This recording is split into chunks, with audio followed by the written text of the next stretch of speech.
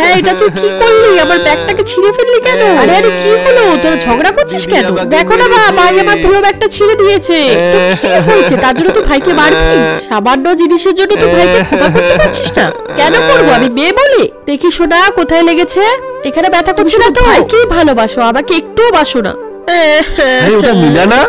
কি রে মিনা, তুই এখানে বসে বসে কাঁদছিস কেন? পাপা দেখো না, ভাই আমার প্রিয় ব্যাগটাকে ছিঁড়ে দিয়েছে। কই দেখি ব্যাগটা। আমার ভাইকে না বকে আমাকেই মুখ করেছে। হ্যাঁ কি বলছিস? ঠিক আছে আমি তোর ভাইকে বুঝিয়ে দেবো, ও তোর কাছে ক্ষমা চেয়ে নেবে, আর আমি তোর মাকেও বুঝিয়ে দেবো। এখন চল তোকে দোকান থেকে নতুন একটা ব্যাগ কিনে দিই। ঠিক আছে বাবা। ইয়ে কি মজা। না, দিদির প্রিয় ব্যাগটা ছিঁড়ে ফেলা আমার উচিত হয়নি, তাড়াতাড়ি দিদির জন্য একটা নতুন ব্যাগ বানিয়ে ফেলি। এই দেখ, এই ব্যাগটা কি সুন্দর। বন্ধুরা, যতক্ষণ আমি ব্যাগটা বানাচ্ছি ততক্ষণ তোমরা। তোমার কাছে সামান্য কিছু টাকা না মাকে বেশি প্রয়োজন? আমার মতে তুমি যদি মাকে ভালোবেসে থাকো তাহলে ভিডিওটিকে লাইক করে চ্যানেলটা সাবস্ক্রাইব করে দাও, আর মায়ের জন্য কমেন্টে একটা হার্ট দিয়ে যাও। এই ব্যাগটা দেখ। না পাপা, আমি ব্যাগ নেব না। আচ্ছা মিনা, কি হলো? ব্যাপারটা ঠিক আমি বুঝলাম না, তুই ব্যাগ না নিয়ে এই খেলনাটা নিলি কেন?